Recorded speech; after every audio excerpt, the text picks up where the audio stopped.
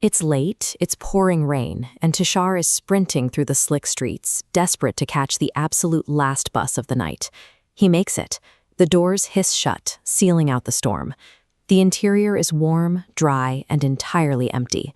Tushar slumps into a window seat in the very back, finally letting his guard down as the city blurred by outside. Extreme urban fatigue makes a person vulnerable. The steady hum of the engine and the rhythm of the rain against the glass act as a sedative, and within moments, Tushar is dead asleep. 2 minutes later, his eyes snap open. The bus is now packed shoulder to shoulder. It hasn't made a single stop and no doors have opened, yet dozens of silent passengers now fill a space that was vacant moments ago. Tushar rubs his eyes, convinced his exhausted brain is misfiring. He blinks and the crowd vanishes. The bus is instantly, impossibly empty again, leaving only the sound of the rain. This timeline represents a standard transit route. But at this specific point, the path splinters. It raises a terrifying question. When does a commuter stop blaming their own lack of sleep and realize the physical rules of their reality have actually broken? The air inside the bus changes.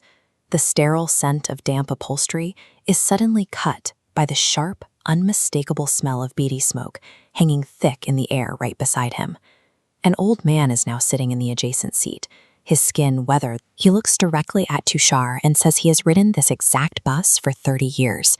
He speaks of a figure with empty eyes that whispers to passengers right before they vanish, turning this route into a graveyard for the isolated. Quiet, tense. Tushar tries to rationalize the encounter as the rambling of a lonely stranger. He tightly shuts his eyes, shielding himself from a story that shouldn't be possible. When he opens them, the seat is empty. The old man and the heavy cloud of smoke have disappeared, leaving no trace behind. This timeline has become cyclical. The old man is a fragment endlessly circling a 30-year loop. As the model expands, these loops stack.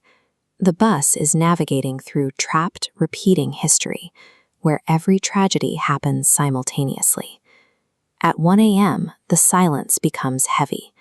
A few rows ahead, a man sits perfectly still, calmly reading a newspaper, as if he's on a morning commute rather than a midnight ghost run. The man lowers the paper to reveal a gruesome sight. One side of his head is crushed and bleeding, a fatal injury on a man who is casually turning the page. Tushar recoils, unable to process the terrifying sight of a living person with a destroyed skull. He clamps his eyes shut, shaking in his seat.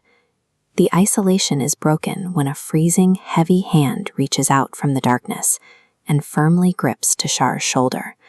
Tushar opens his eyes to find the man standing over him. The horrific wounds are gone. The man is smiling politely and offering Tushar a bottle of water. The man quietly mentions that things tend to disappear on this route. The normalcy of his voice makes the warning feel even more predatory. Tushar turns to the door to splash water on his face, trying to wake up from what must be a nightmare. When he looks back, the seat is empty. Then, a voice from the open doorway whispers, "I am here." The man is standing at the edge of the speeding bus. He steps into the night, followed instantly by the sickening metallic thud of a body hitting the pavement at high speed. The environment has shifted into a repeating sequence of violence. Tushar is no longer watching shadows. He is being forced to participate in a loop of death that refuses to end. Survival instinct finally takes over. As the bus slows, Tushar sprints for the exit and leaps blindly into the freezing rain. He hits the wet pavement, gasping for air.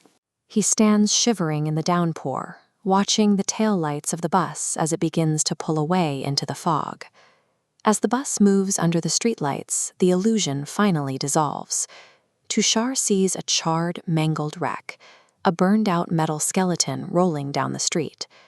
Through the blackened, jagged window frames, dozens of passengers look out at him. The old man and the newspaper reader are there among the dead, all smiling as the wreck disappears into the night. Tushar stepped onto a phantom vehicle, doomed to endlessly repeat its own destruction. It serves as a grim marker of urban dread, a reminder of the history trapped in the dark corners of the city, waiting for a tired passenger to climb aboard.